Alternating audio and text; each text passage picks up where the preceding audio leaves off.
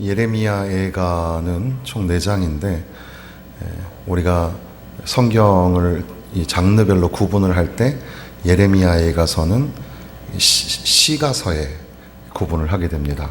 그래서 시편, 잠언, 전도서, 아가서와 함께 예레미야애가도 시편으로 시가로 부르죠.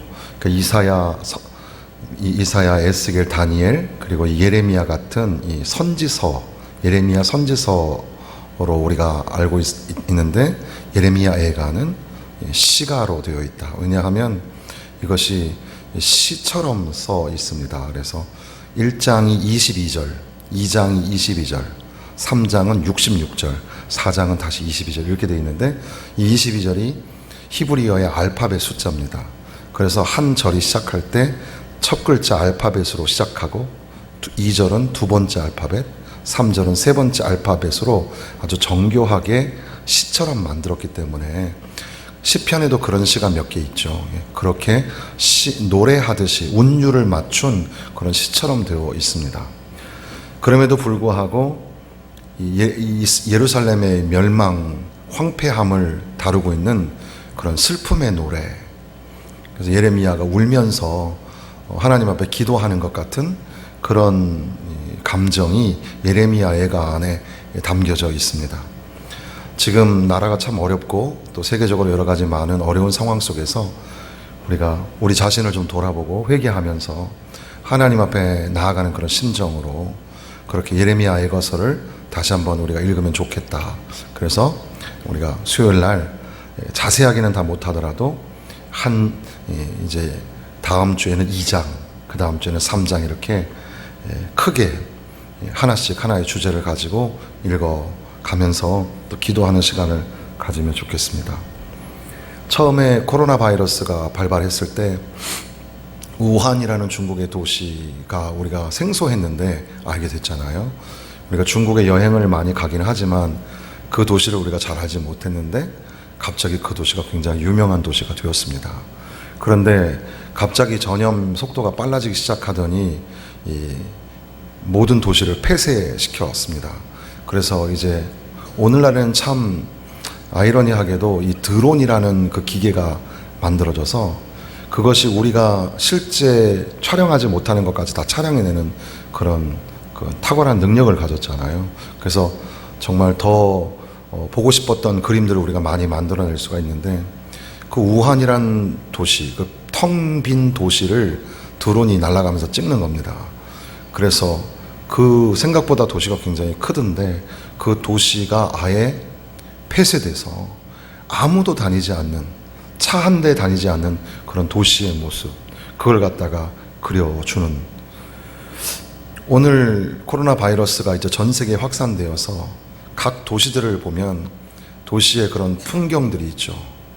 지금은 우리가 이렇게 그저 별로 이렇게 감각이 별로 많이 상실됐지만 이렇게 마스크를 다 쓰고 앉아 계시는 이런 장면들이 굉장히 독특하고 특이한 장면들이잖아요. 이것이 오늘 우리의 일상이 되어버렸습니다. 실제로 인도네시아에서 김성옥 선교사님이 보낸 사진 보니까 3주 만에 격리를 끝내고 이렇게 동네 짜장면 먹으려고 갔더니 그 종업원이 마치 여러분 스타워즈라는 영화 아세요? 스타워즈의 이렇게 가면 큰 쓰고 있는 것처럼 종업원들이 그렇게 희한한 걸 다 뒤집어 쓰고 주문을 받더라. 그게 지금 그 도시의 자카르타의 현실이라는 겁니다. 오늘 우리들도 이 바이러스가 발병하면서 신천지, 대구가 지금 신천지의 이단에게 배상을 1,000억인가요? 배상 소송을 지금 걸었는데 그렇게 아무도 건들지 못했던 그런 거대 집단 사이비 종교단체가 들추어지고 치부가 드러나게 되었고 우리나라 도시 속에 어두운 그늘들이 막 드러나기 시작하는 거죠. 이태원에 술 먹고 흥청망청하는 세대 자체가 참 비극이지만 그 게이들이 들어가는 그런 클럽들이 들통이 나고 여러분 블랙 사우나라는 거 아세요? 잘 모르시죠? 몰라도 되는 거지만 너무 심각하죠. 막 그런 어떤 그 게이들끼리 하는 그런 어떤 그 매춘 행위 같은 것들이 이태원 뭐 이런 데 막 있는데 그게 막 거기서 확진자가 생기니까 막 다 들추어지는 그게 오늘 바이러스 때문에 생기는 그 도시의 초상입니다. 그 기든스 패러독스라 그래서 기든스 역설이라는 게 있는데 앤서니 기든스라는 사람이 이 환경 변화를 연구하는 사람인데 환경 기후의 정치학인가 이런 책에서 그런 기든스 역설이라는 걸 말을 했는데요. 이건 뭐냐면 우리가 심각한 위기의 상황이 벌어져서 내가 체감하기 전까지는 내가 바꾸지 않으려고 한다는 거죠. 그래서 결국에는 다 망하게 되는 그런 상황이 벌어지는 거죠. 바이러스가 확산되고 그러므로 말미암아 우리에게 좋은 긍정적인 변화가 있죠. 그런 건 뭐냐면 이전에도 우리가 손을 씻었지만 이제는 손을 씻는 게 일상화될 겁니다. 앞으로 더 이런 의식이 한번 생기고 나면 일상화돼요. 호주에 산불이 한번 몇 번 나고 난 다음에 그들이 자연에 관하여 생각을 다시 하게 되었거든요. 마찬가지로 우리들도 그런 경계심을 갖게 되죠. 그리고 앞으로 코로나 이후에는 대면하는 1대1 대면하는 관계나 거래나 그런 상거래나 이런 것들이 많이 줄어요. 그리고 지금처럼 인터넷으로 이 사람하고 대면하지 않는 관계가 지속될 것이고 더 많아질 확률이 많죠. 교회도 아마 변하게 될 거예요. 여러 가지 면에서 변하는 상황이 생길지도 모릅니다.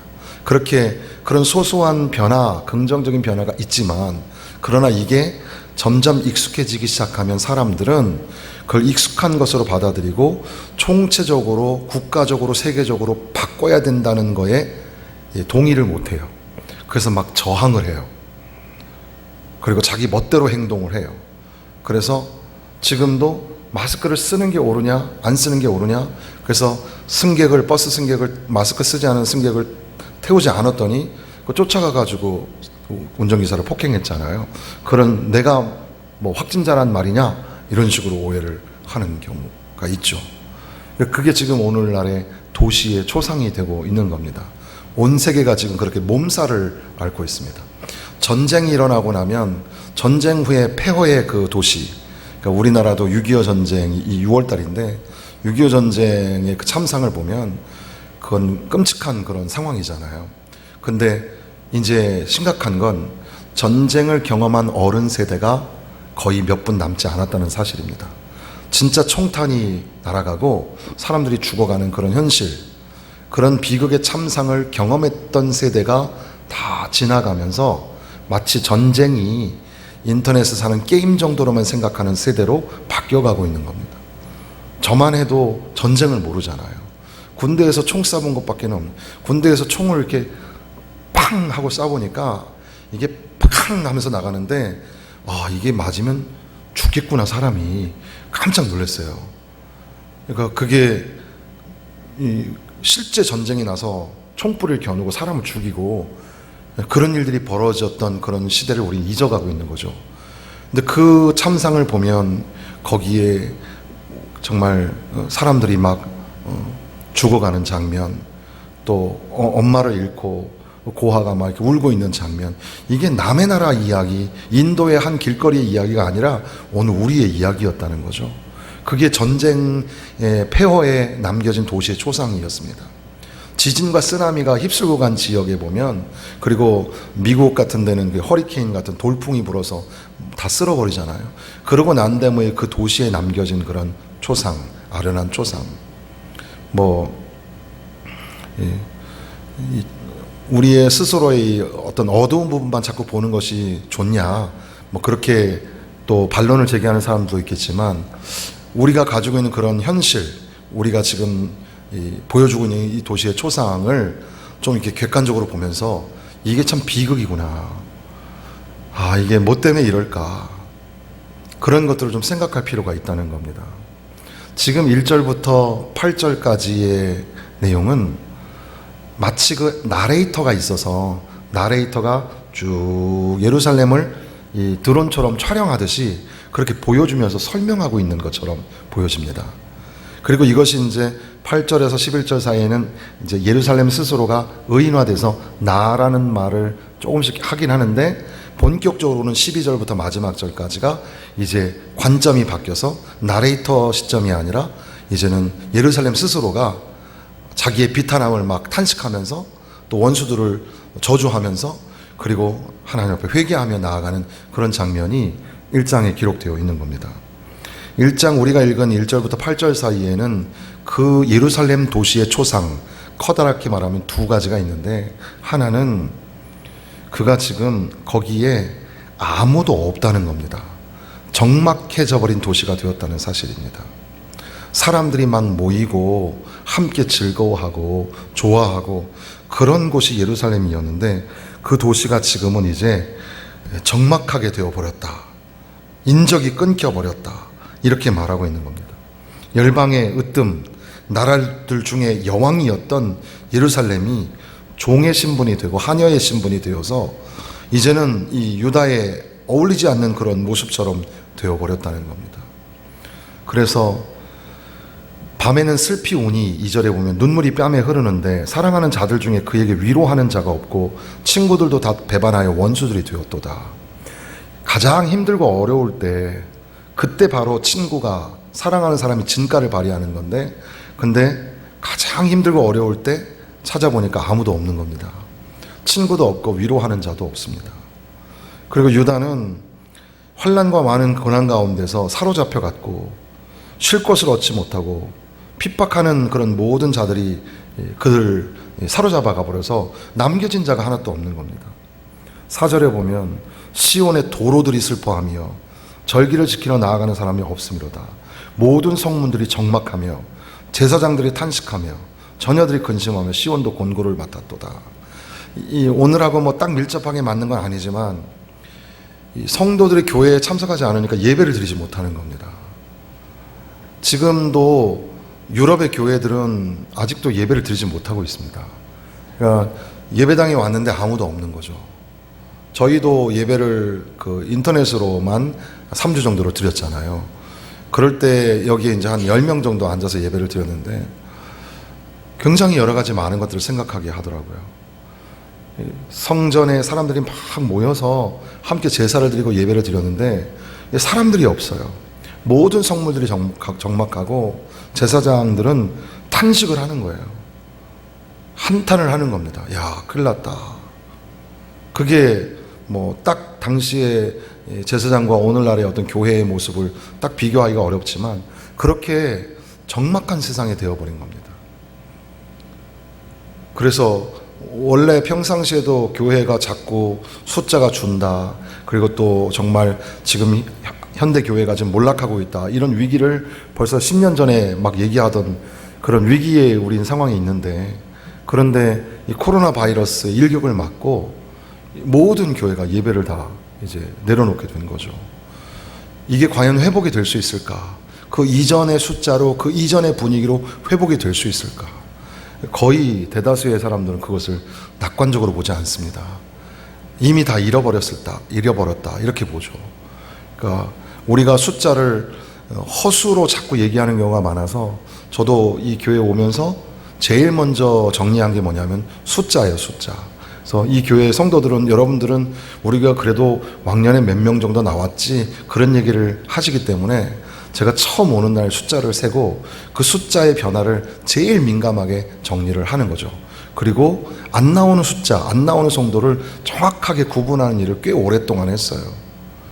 그런데 그것이 무색할 정도로 이번 코로나 바이러스로 인하여서 있어야 할 분들인데, 그래도 한두 번 왔었던 분들인데, 그런 분들이 100여 명, 150명 이렇게 떨어져 나가 있는 그런 상황이에요. 이게 참 심각하죠. 예루살렘의 모습은 우리와는 좀 다른 거였지만 적군의 침략으로 인하여서 폐허가 되고 황폐화되어서 사람들은 다 끌려가고 남아있는 사람이 없어서 적막하고 쓸쓸한 그런 모습을 보여주고 있는 겁니다.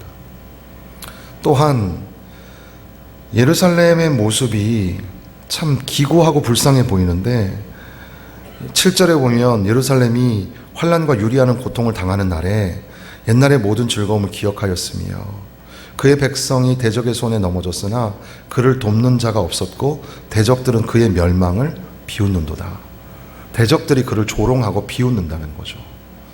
예루살렘의 영광은 고사하고 예루살렘이 지금 대적들에 의해서 조롱거리가 되고 있는 겁니다. 비웃음거리가 되고 있는 겁니다. 뭐라고 딱히 단정지어서 어떤 교회를 막 책망하거나 또 반대로 사회를 막 욕하거나 이래서는 안 되는 거지만, 최근에 있는 이런 장이동의 그 교회잖아요. 그 장이동이 재개발을 앞두고 굉장히 오랫동안 고통을 했던 그런 지역인데, 그게 교회가 요구하는 것은 막 500억이 넘죠. 실제는 뭐 국가에서 내린 그 공시는 뭐 80억인가 이렇게 되는데, 결국은 돈 문제였나? 그런 생각이 들 정도로 참 세상이 볼 때 그 동네 사람들이 지긋지긋하다는 거죠. 교회 얘기만 들으면. 교회 사람들이 얼마나 그 난폭하고 자기들의 이득을 위해서 저렇게 행동하는 모습 보면서 뭐 딱 누구를 잘못했다, 어떤 교회 잘못했다 이렇게 얘기하기 전에 참 우리 모습이 참 부끄럽습니다. 오늘 교회의 모습이 그렇고 또 하나님 백성의 모습이 그런 게 아닌가. 그런데 예루살렘이 8절에 오면 크게 범죄함으로 조속거리가 되었으니 전에 그에게 영광을 돌리던 모든 사람이 그의 벗었음을 보고 업신여기며 그는 탄식하며 물러가는도다. 예루살렘이 지금 벗겨졌어요. 벌거 벗겨진 겁니다. 얼마나 수치스럽겠습니까? 낱낱이 속이 막 드러나 있는 겁니다. 그런데 9절에 보면 그의 더러운 것이 그의 옷깃에 묻어 있으나, 공교롭게도 오늘 새벽에 우리가 이제 레위기 15장을 했는데 15장에는 유출병에 관한 그런 부정함에 관해서 기록하고 있습니다. 그래서 어떤 이 주석에는 이런 기록도 있어요. 브레이크나 프로반이나 힐러스 같은 사람은 여인이 월경으로 인해 부정한 피로 얼룩진 치마를 입고 있는지, 또 카이자나 민츠 같은 신학자는 그 여인이 강간으로 인해 더러워진 피로 물든 치마를 입고 있는지 확실하진 않지만 적어도 레위기 15장에 기록되어 있는 것처럼 어떤 조치를 취해야 하는데 어떤 조치를 취할 만한 여유도 없는 상태가 바로 지금 예루살렘의 모습이라는 겁니다. 그가 지금 부정한 상태가 됐어요. 남에게 조롱을 당하고 핍박을 당하고 또 강간을 당했는지 수치와 조롱 속에 이렇게 막 그의 옷에 더러운 것이 묻어있고 이런 상황인데도 불구하고 어떻게 감싸주고 또 씻어주고 흐르는 물에 씻고 정결 예식을 채우고 이게 안 되는 상황인 거예요. 아무것도 못하는 그런 상황. 그러므로 놀랍도록 낮아져도 놀랍도록 낮아졌다. 그냥 우리는 가끔 우리도 이제 낮아지는 걸 경험하잖아요. 낮아지는데 그런데 놀랍도록 낮아졌다. 어떻게 저렇게 낮아질 수가 있어? 정말 너무 비참하다. 그렇게 할 정도로 낮아졌는데도 그를 위로할 자가 없도다. 아무도 위로해 주는 사람이 없는 겁니다. 그 도시의 모습이, 예루살렘의 모습이 하나는 적막함이고 하나는 수치와 조롱거리였습니다. 바로 그 도시가 정말 이 철옹성이어서 전략적으로 보면 예루살렘은 불가침의 도성이라 그랬습니다.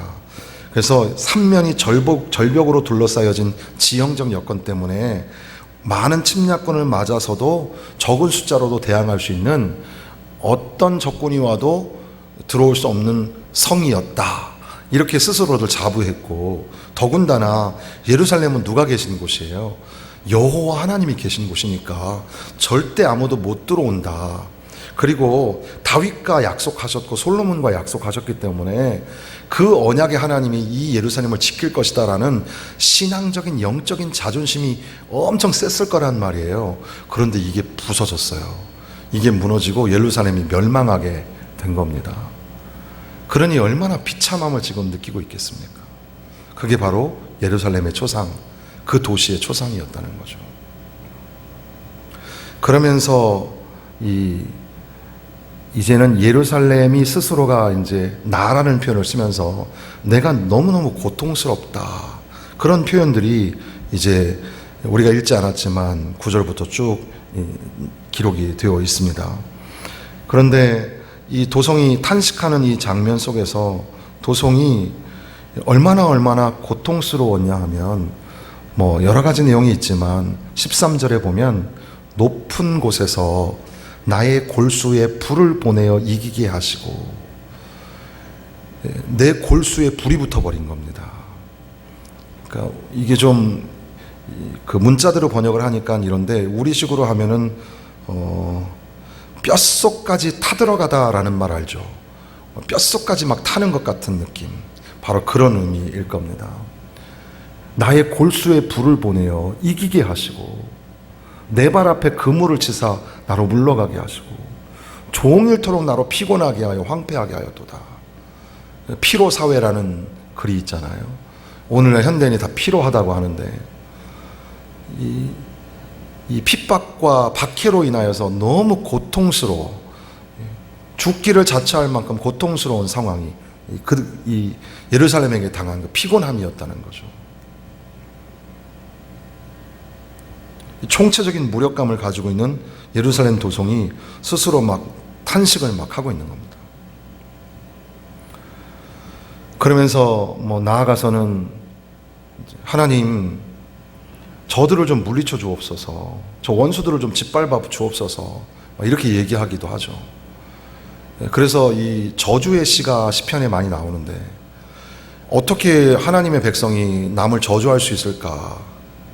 그런데 우리가 지난 주일에 생각했던 것처럼 신자도 하나님의 백성도 어느 때까지냐고 탄식할 때가 있잖아요. 이 애가인데, 원래 애가에 여기 1절에 보면 어찌 그리라는 말이 나오잖아요. 2장 1절에도 어찌 그리, 근데 어찌 그리 이 말이 히브리어로 에이카예요. 에이카. 애가하고 비슷하네요, 그죠?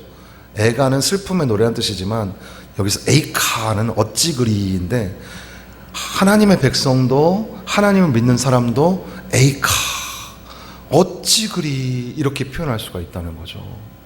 그러니까 나아가서는 내가 사람들을 용서해야 되겠는데 용서가 안 되는, 화가 막 나는 거죠. 속이 상한 거예요. 그래서 저 원수를 진멸하여 주옵소서, 막 저주를 퍼붓기도 한다는 거죠. 그런데 그것이 이제 끝이 아니고 하나님의 백성들은 그것이 이제 성화의 과정을 겪어갈 겁니다. 그런데 그 아픔의 과정이 없을 수는 없다는 거죠. 우리도 단번에 하나님 사람이니까, 직분자니까 용서해야지 뭐, 그게 잘 안 되는 거예요. 용서가 안 되고 화가 나는 거죠. 저도 오늘 좀 언짢고 좀 속상한 일이 있었어요. 그래서 막 화가 나는데, 근데 장로님하고 이제 전화 통화를 하면서, 어느 장로님하고 전화 통화하면서 그 얘기를 쭉 들어보니까 결국에 제 속으로 드는 생각이 그것더라고요. 네가 부족해서 그래. 다 그게 네 잘못이야. 그런 생각을 주시는 것 같아요. 너도 뭐 잘한 거 있어? 이렇게 하나님 말씀하실 때, 그게 스스로 내 자존심을 막 무너뜨리는 그런 게 아니라, 곰곰이 생각하니까 내 죄도 만만치 않은데 하나님 날 용서하셨는데, 나는 거기에 비하면 정말 작은 건데도 불구하고 용서가 안 돼가지고 속상해하는 내 모습이 참 속물 같고 참 졸속해 보이는 그런 모습이 있잖아요. 어쨌든 그런 과정을 겪어야 되는데, 이 예루살렘은 너무 비탄스러우니까 막 원수들을 저주하는 그런 내용들도 기록이 되기도 합니다. 또한 이 예루살렘이 16절에 보면 내가 우니 내 눈에 눈물이 물같이 흘러내리며 나를 위로하여 내 생명을 회복시켜 줄 자가 멀리 떠났음이로다. 위로할 자가 없다고 계속 말하는데 눈물이 막 물같이 흐른다 그럽니다. 눈물이 물같이 흐르는, 울어도 막 계속해서 눈물이 쏟아지는 거죠. 그게 스스로가 탄식을 하는 겁니다. 그런데 이제 조금 더 나아가서 이 예루살렘이 탄식하는 그 마지막 부분에 뭐라고 말하냐면, 18절에 보면 여호와는 의로우시도다. 그러나 내가 그의 명령을 거역하였도다. 너희 모든 백성들아 내 말을 듣고 내 고통을 볼지어다. 나의 처녀들과 청녀들이 사로잡혀 갔도다. 내가 이렇게 탄식 중에, 고통 중에 심판을 받고 있는, 이렇게 적막함과 조롱거리가 된 이 초상을 보여주고 있는 것은 내가 죄를 지었기 때문이다. 그래서 앞에 부분에도 나의 죄 때문이다 라는 표현이 있었지만 구체적으로 여호와는 의로우신데 내가 그의 명령을 거역하였도다. 하나님 말씀 거역해서 내가 이 모양이 되었다. 그것을 고백하는 겁니다. 그러면서 20절에 보면 여호와의 보시옵소서 내가 환난을 당하여 나의 애를 다 태우고 나의 마음이 상하오니 나의 반역이 심히 크미니이다. 하나님 앞에 내가 반역했던 것을 고백하는 겁니다. 하나님, 내가 하나님 앞에 불순종하고 반역해서 이렇게 되었습니다. 그리고 나서 이제 마지막 절에 보면 그들의 모든 악을 주 앞에 가지고 오게 하시고 나의 모든 죄악들로 말미암아 내게 행하신 것 같이 그들에게 행하옵소서. 나의 탄식이 많고 나의 마음이 병들었나이다. 죄악들로 말미암아 내가 지금 이렇게 고통 중에 있는데 하나님 앞에 회개하고 나아가길 원하고, 오히려 회개하지 않는 저들에게도 하나님이여 심판이 임하게 하여 주옵소서. 그런 기도를 드리고 있습니다. 그 중심 요지는 이렇게 말할 수 없는 고통을 당하고 있는 자기 모습을 보면서 영적으로 반성을 하고 있는데 회개를 하면서 하나님, 내가 반역했기 때문입니다. 불순종했기 때문입니다. 내 죄 때문에 예루살렘을 의인화시켜서 예루살렘이 막 슬픔의 노래를 부르는데 예루살렘이 너무 아파하면서 뭐라 하냐면 내가 잘못해서 그렇습니다. 내 죄 때문입니다. 이렇게 고백하고 있더라는 겁니다.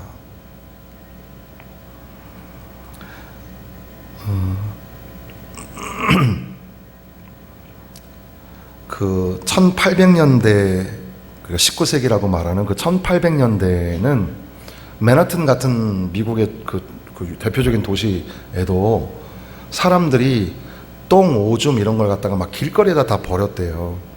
그리고 이제 공중변소 같은 데서 사람들이 이렇게 볼일을 보고 그랬다고 하더라고요.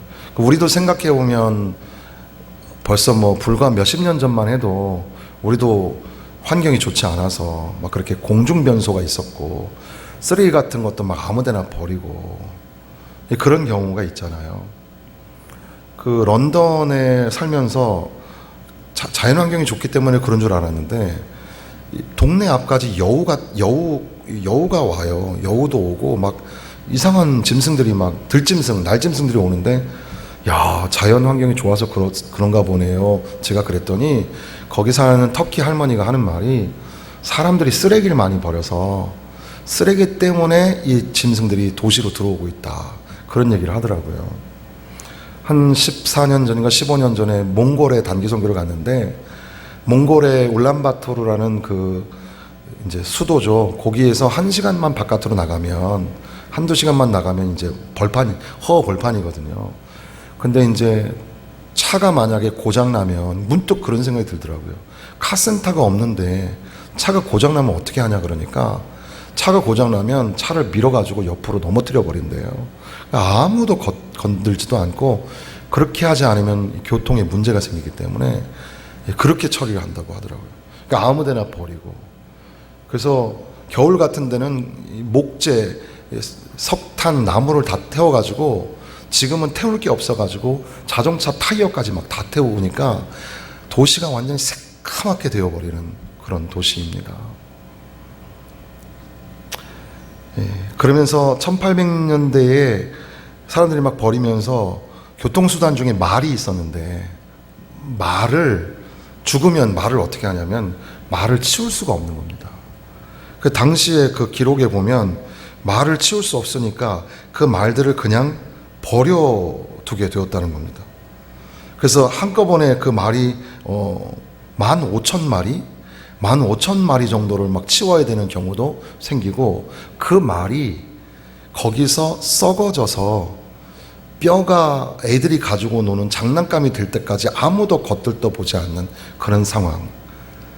요지는 뭐냐면 그렇게 되면 거기서 병균이 얼마나 많이 생기겠습니까? 그러니까 막 전염병이 점점 더 많이 생기는 거죠. 그래서 이게 전염병이 생기는 원인이 이거구나 라는 것들을 당시의 사람들은 깨달을 수가 없었다는 겁니다. 그것이 그 당시의 역사를 기록했던 사람이 말했던 그 도시의 초상이라고 그렇게 기록을 하고 있더라고요. 그래서 제가 읽으면서 오늘날의 우리는 1800년대 사람 또는 수천 년 전의 사람들에 비하면 상당히 과학적으로 문명적으로 앞서 있지만, 그러나 오늘날 우리에게 다가온 이 바이러스 앞에서 우리는 여전히 또 똑같이 그렇게 공공의 무력감을 가지고 살아가고 있는지도 모릅니다. 그런데 우리는 뭐 이런 사회학적인 이야기를 하려고 하는 게 아니니까 말씀을 마치면서 우리는 영적인 관점을 보게 되는데, 이 예루살렘의 도시의 황폐한 초상 속에서 영적인 분별력을 가지고 보면 이렇게 적막하고 이렇게 황폐하게 된 원인이 예루살렘의 불순종에 있었고 하나님 앞에 거역함에 있었다는 사실입니다. 그렇다면 하나님 앞에 나아가서 하나님, 이 도시를 불쌍히 여겨 주옵소서 하고 자복하고 회개하며 가슴을 찢으며 기도하면 하나님이 혹시 들어주시지 않을까 생각하게 되는 겁니다.